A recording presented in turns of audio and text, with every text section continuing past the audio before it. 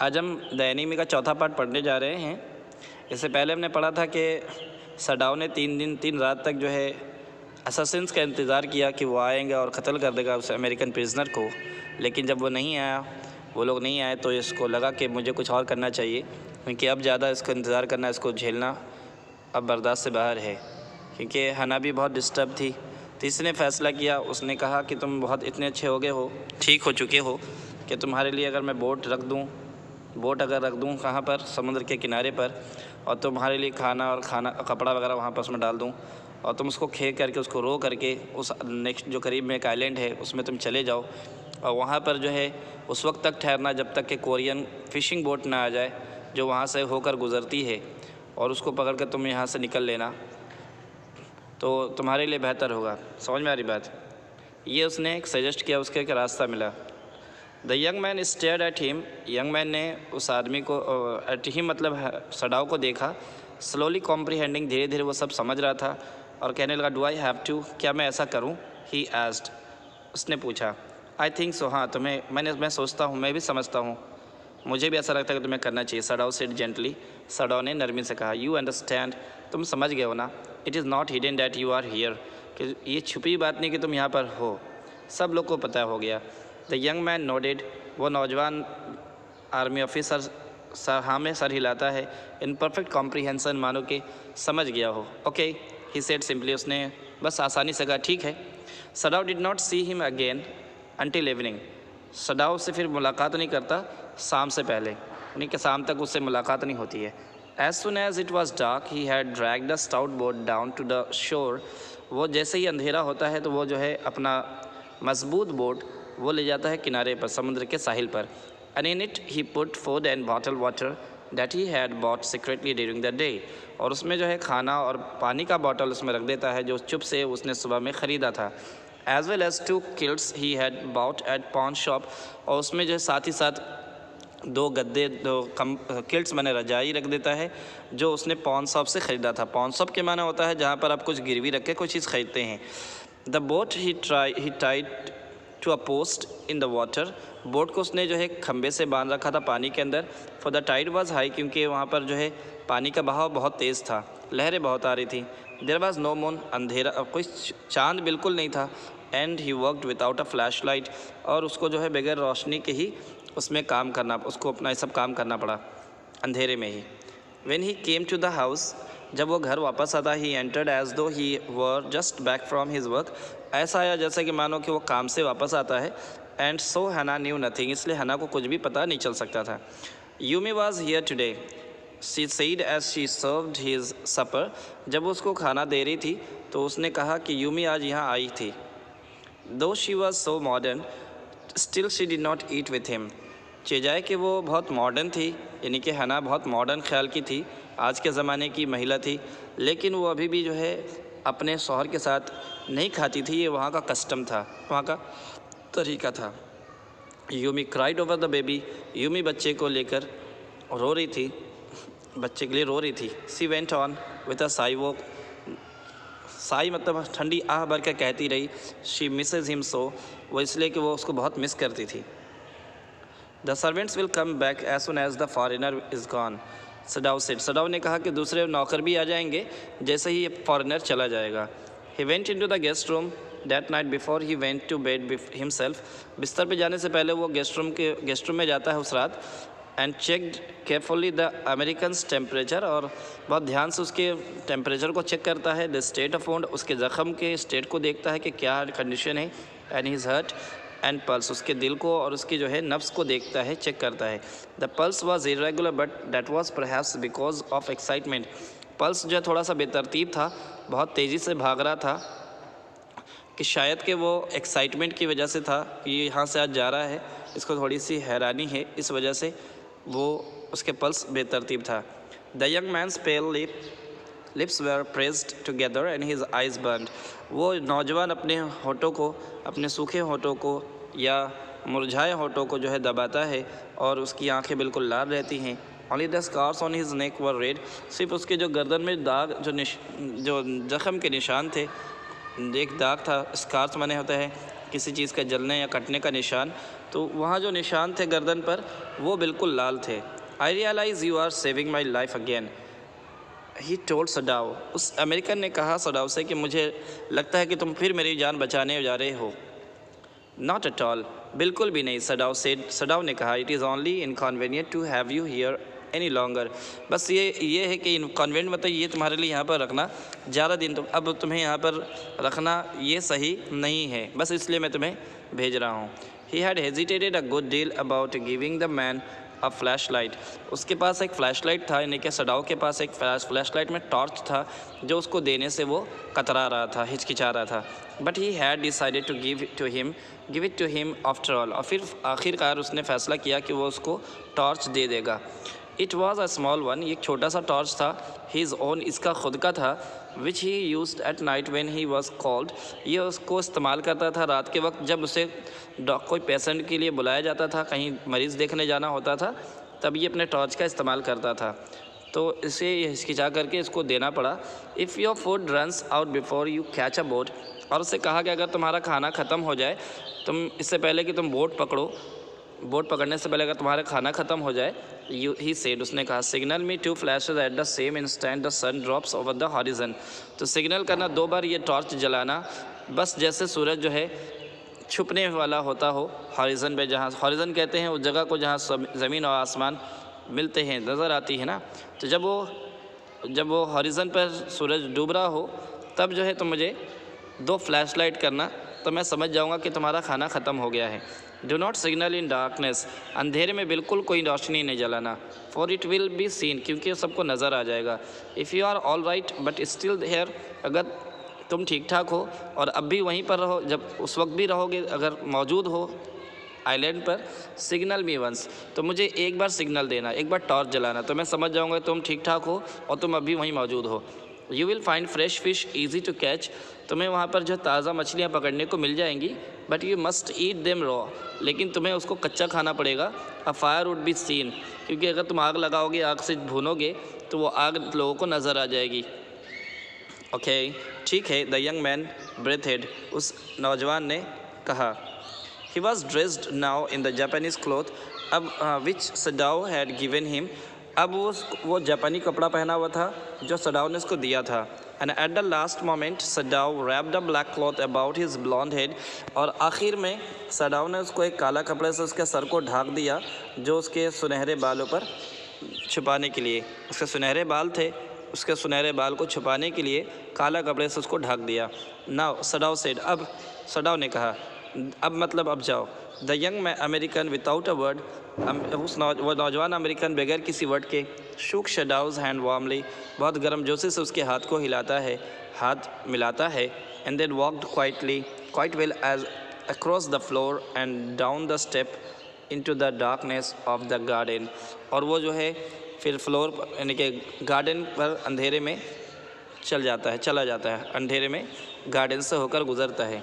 Once twice, एक बार, 2 बार, Sadao saw his flashlight to find his way, Sadao 1-2 बार बत्ती जला देता है ताकि वो उसको रोशनी से रास्ता उसको मालूम हो जाए।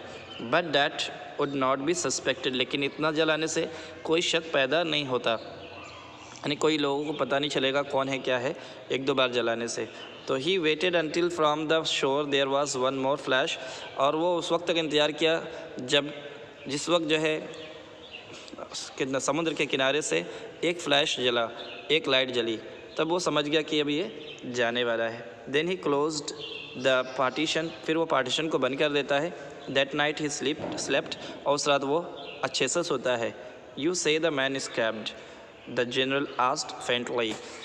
अब ये दूसरा सीन है, ये अब जो है सडाव जनरल के महल में है, और जनरल बहुत नरमी से, कमज़ोरी से पूछता है कि तुम कह रहे हो कि वो आदमी भाग गया? आई बात समझ में? अच्छा, ये कहने से पहले क्या होता है वो देखते हैं।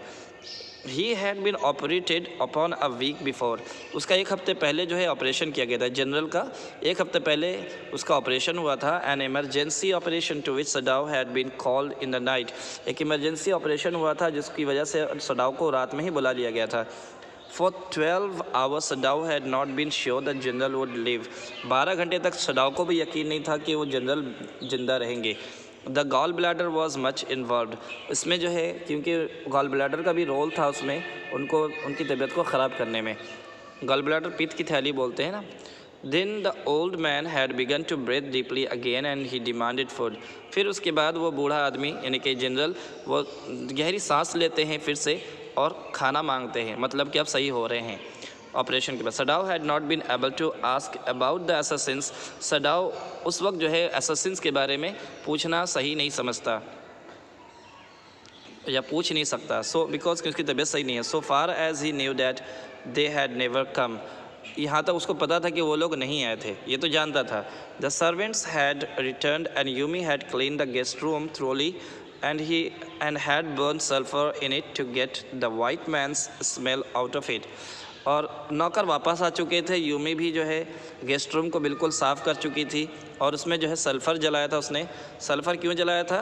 ताकि जो है उसमें से उस वाइट मैन की जो है स्मेल जो है वो बिल्कुल गायब हो जाए। समझ में आ गई बात? नोबडी सेड एनीथिंग, किसी ने कुछ नहीं कहा, आने के बाद भी किसी ने कुछ नहीं कहा। आई बात समझ में? इसके बारे में उस अमेरिकन के बारे में कोई बात ना हुई। Only the gardener was cross because he had got behind with his chrysanthemums, सिर्फ गार्डनर थोड़ा सा नाराज़ था, गुस्सा था क्योंकि उसके जाने के बाद क्रिसेंथेमम का कोई ख्याल नहीं रखा। But after a week Sadao felt the general was well enough to be spoken to about the prisoner, लेकिन एक हफ्ते के बाद सडाओ को ऐसा लगा कि जनरल इस लायक हैं कि अब उससे प्रिजनर के बारे में बात की जा सकती है। यस एक्सेलेंसी, तो उसने कहा हाँ हुजूर, ही एस्केप्ड, यानी कि एक हफ्ते के बाद जब ये बात हो रही थी, इसने जब बताया जनरल को, तो जनरल ने कहा कि तुम कह रहे हो, वो पहली वाली जलाइन ऊपर थी, वो अब बोलेंगे इस बार कि वो भाग गया है। तो इस पर जवाब दिया सडाओ ने, यस एक्सेलेंसी, हाँ जनाब, ही एस्केप्ड, वो भाग चुका है। सडाओ नाउ सेड, सडाओ ने अब कहा, he coughed signifying that he had not said all he might have said, और फिर वो बोल करके खांसने लगता है, नहीं सडाओ खांसने लगता है। इस बात की संकेत है, इस बात का ये इशारा है कि सडाओ कुछ और कहना चाहता है, लेकिन बोल कर इस तरह खांस करके वो अपनी बात को काट देता है। But was unwilling to disturb the general further, क्योंकि वो फर्दर जनरल को डिस्टर्ब करना नहीं चाहता था, मज़ीद उसको और परेशान करना नहीं चाहता था। But the old man opened his I suddenly, लेकिन वो बूढ़ा आदमी यानी जनरल अपनी आंखें जल्दी फ़ौरन खोल देता है। डैट प्रिजनर, वो कैदी, he said with some energy, उसने कुछ एनर्जी से, कुछ ताकत से कहा, अच्छा वो एनर्जी, वो prisoner, did I not promise you to I would kill him for you, क्या मैंने वादा नहीं किया था कि मैं उसको तुम्हारे लिए कत्ल कर दूंगा? यू डिड एक्सेलेंसी, हाँ आपने कहा था एक्सेलेंसी। सडाओ सेड, सडाओ ने कहा। Well well, the old man said in a tone of amazement, हाँ हैरानी से उस बूढ़े आदमी ने यानी कि जनरल ने कहा। सो आई डिड, हाँ मैंने तो कहा था, but you see I was suffering a good deal, लेकिन तुम देख रहे थे ना मैं कितना परेशान था, मेरी तबीयत कितनी ख़राब थी। द ट्रूथ इज़, सच तो ये है, I thought of nothing but my self, मैं किसी और के बारे में नहीं सोच रहा था सिवाय अपने, यानी अपने बारे में सिर्फ सोच रहा था और किसी के बारे में नहीं सोचा था। इन शॉर्ट, हकीकत में I forgot my promise to you, हकीकत में मैं अपना किया हुआ वादा तुमसे भूल गया। आई वंडर्ड योर एक्सेलेंसी, मुझे हैरानी थी अब अली जनाब। सडाओ मरमड, सडाओ ने फुसफुसाया। It was certainly was careless, very careless of me, the general said, general ने कहा कि वाकई ये मेरी बड़ी लापरवाही की बात है।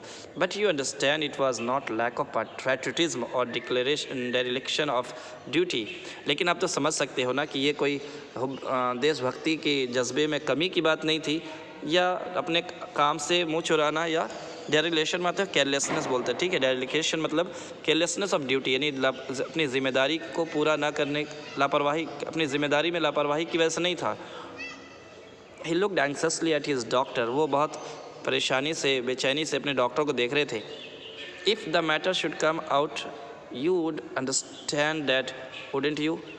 अगर ये मैटर बाहर आ जाता है तो तुम सब समझ सकते हो ना, है कि नहीं?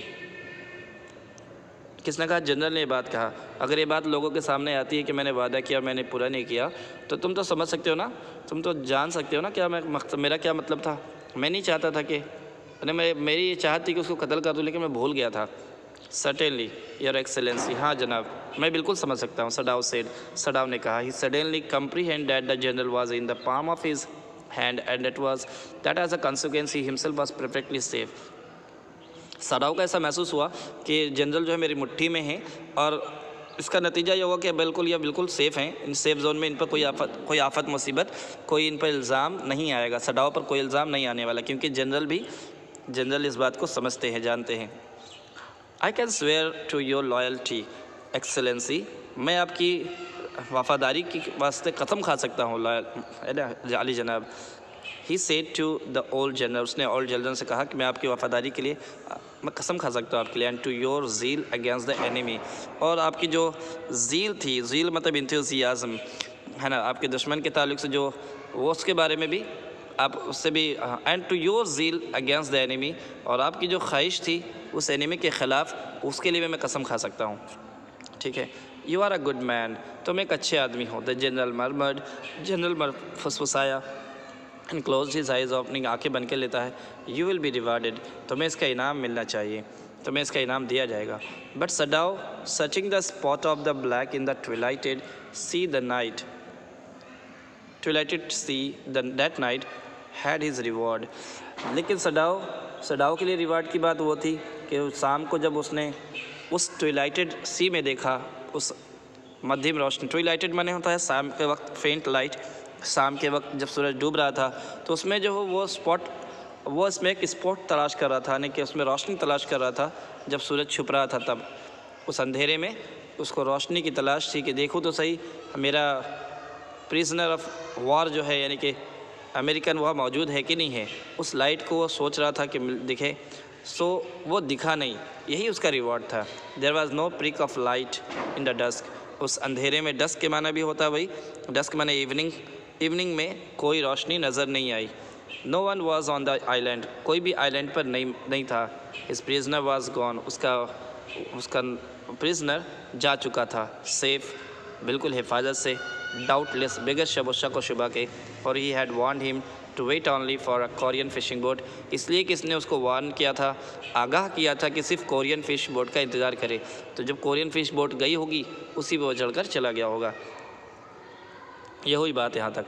He stood for a moment, वो थोड़ी देर के लिए खड़ा था, ऑन द वारांदा पर, gazing out to the sea from whence the young man had come that other night, उस समुद्र की तरफ देख रहा था जहाँ से वो आदमी कुछ दिनों पहले, कुछ रात पहले वहाँ से आया था। And into his mind, और फिर इसके दिमाग में, ऑल्दो विदाउट रीज़न, बगैर किसी सबब के, बगैर किसी वजह के, there came other white faces he had known, बहुत सारे सफ़ेद, यानी कि अंग्रेज़ों के चेहरे, यानी कि अमेरिकन्स के चेहरे इसके सामने आ जाते हैं, जिसको वह जानता था। कौन थे पहले? द प्रोफेसर का चेहरा आता है। At whose house he had met Hana, जिसके घर पर वो हना से मिलते हैं, उसका चेहरा आता है। डल मैन, एक बिल्कुल डल आदमी थे, है ना, बहुत ज़्यादा इंटरेस्टिंग आदमी नहीं थे। And his wife had been a silly talkative woman, और उनकी जो वाइफ थी वो बिल्कुल जो है बेवकूफ़, बहुत ज़्यादा बात करने वाली औरत थी। In spite of her wish to be kind, वो चाहती थी कि उसके साथ वो नरमी करे, काइंड से पेशा। ही remembered his old teacher of anatomy, ठीक है, तो वो बहुत टॉकेटिव थी, चिजाए कि वो बहुत नरम दिल थी, ठीक है। ही remembered his old teacher of anatomy, वो अपने एनाटॉमी के पुराने टीचर को सोचते हैं, उनके बारे में। एनाटॉमी के माने होता है जो the doctor who has the knowledge of the skeleton और body of the human body, ठीक है, ह्यूमन बॉडी के बारे में जो डॉक्टर होते हैं उसको एनाटॉमी कहते हैं। तो जो टीचर थे, जो एनाटॉमी के उसके टीचर थे, who had been so insistent on mercy with the knife, जो बहुत ज़्यादा इंसिस्टेंट, मतलब पर्सन हु इज़ इंस्टिंक्ट, बहुत ज़ोर देते थे कि अपने चाकू के साथ हमेशा नरमी का मामला करना, रहमदिली का मामला करना, ठीक है, चाकू पर क्या करना, रहम करना। And then he remembered the face of his fat and slatternly landlady, फिर उसको जो है याद आता है एक मोटा चेहरा जो स्लैटरनली लेडी, उसकी लैंड लेडी का स्लैटरनली मतलब होता है अनटाइडी वुमेन, है ना, फूहड़ औरत, गंदी औरत जैसे बोलते हैं, जो जिसके बाल बिखरे हों, जो अपना ध्यान नहीं रखती हो, ठीक है, अनटाइडी वुमेन। तो उसको अपनी अनटाइडी लैंड लेडी के बारे में याद आता है, उसका चेहरा भी उसके सामने गुजरता है, जो उसकी मकान मालिकन थी। He had great difficulty in finding a place to live in America because he was a Japanese. उसको अमेरिका में रहने की जगह नहीं मिल रही थी, बहुत दुश्वारी का सामना करना पड़ा एक जगह तलाश करने के लिए अमेरिका में, क्योंकि ये जापान का था. The Americans were full of prejudice and it had been bitter to live in it. और अमेरिकन जो है ना वो तासुब में, यानी कि अपने को बहुत बड़ा सुपेरियर समझते हैं, हाँ, और इसलिए वहाँ पर रहना बहुत मुश्किल की बात है. Knowing himself they are superior, वो लोग खुद को अपने को क्या समझते हैं, अपने को सुपेरियर समझते हैं. How he had despised the ignorant and dirty old woman who had at last consented to house him in her miserable home. How he had despised the ignorant के माने डिस्पाइज के माने होता है hated, ठीक है. कितना वो नफ़रत करते थे उस इग्नोरेंट औरत से, उस लैंड लेडी से जो बिल्कुल डर्टी ओल्ड वुमन थी, और आखिर में उसने जो है मंजूर किया था इसको घर देने का, अपना माइजरेबल बेकार सा घर उसने जो है इसको दिया था, बहुत कुछ बोल करके ना, बहुत आखिर में वो जो है मानी, एक माइजरेबल होम उसको दिया रहने के लिए. माइजरेबल मतलब नॉट कंफर्टेबल बोलते हैं, ठीक है. He had once tried to be grateful to her because she had in his last year nursed him through influenza. तो ये उसके साथ जो है नरमी का मामला करना चाहता था. कौन? डॉक्टर सडाओ उसके साथ जो है उसका शुक्रगुजार, उसका शुक्रिया अदा करना चाहते थे, क्योंकि उसने आखिरी साल में इसकी देखभाल की थी, नर्स किया था इसको इनके इन्फ्लुएंजा की बीमारी में. बट इट वाज डिफ़िकल्ट, लेकिन वो थैंक यू कहना उनके लिए मुश्किल था. For she was no less repulsive to him in her kindness, क्योंकि वो रिपल्सिव के माना बोल सकते हैं हेटफुल, ठीक है. वो ज़्यादा, she was no less repulsive to him in her kindness, अपने काइंडनेस के बावजूद भी वो उसको जो है वो पसंद नहीं करते थे ये, ठीक है. सडाओ उनको पसंद नहीं करते, इसलिए उनको बहुत मुश्किल था उसको थैंक यू कहना. Now he remembered the youthful haggard face of his prisoner. अब इसको याद आता है अपना ये नौजवान सूखे चेहरे वाला, है ना, पतले दुबले चेहरे वाला अपना प्रिजनर, जिसको अमेरिकन जिसको उसने भगाया है. वाइट एंड रिपल्सिव, जो सफ़ेद और बिल्कुल जो है रिपल्सिव के माना हेटफुल, ये बिल्कुल सबसे नफ़रत करता है अमेरिकन से, क्योंकि अमेरिकन ने इसके साथ कोई अच्छा मामला नहीं किया था. स्ट्रेंज ही थॉट, हैरानी की बात है, वो सोचने लगा. I wonder why I could not kill him, मैं हैरान हूँ कि मैंने उसे क्यों कत्ल नहीं किया, क्योंकि उन लोगों ने मेरे साथ अच्छा मामला नहीं किया. अमेरिकन अपने को अमेरिकन सुपेरियर समझते हैं, जापानी को घटिया समझते हैं, और मुझे बहुत तकलीफ़ों का सामना करना पड़ा. वो सब चीज़ों के बाद भी मैंने अपने इस प्रिजनर ऑफ वॉर को क्यों नहीं कत्ल किया, इस पर वो हैरान थे. सो आई होप कि आपको ये लेसन समझ में आ गया होगा, और पूरी कोशिश रही कि आप समझ में आ जाए, ठीक है. सो अगेन इंशाल्लाह नेक्स्ट वीडियो जल्द मिलेंगे इंशाल्लाह.